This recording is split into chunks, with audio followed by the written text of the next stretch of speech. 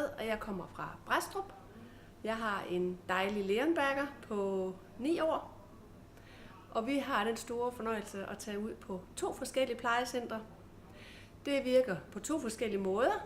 Den ene, det er, at vi kommer ind i en samlet kreds, hvor alle beboerne sidder ved et bord, fælles bord og får kaffe.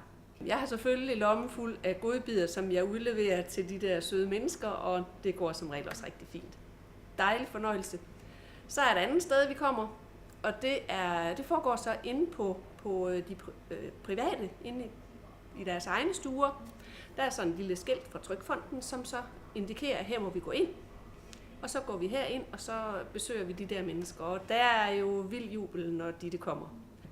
Men en stor fornøjelse, lige så snart jeg skal hjemmefra, eller vi skal hjemmefra, op med tørklædet, så er hun klar.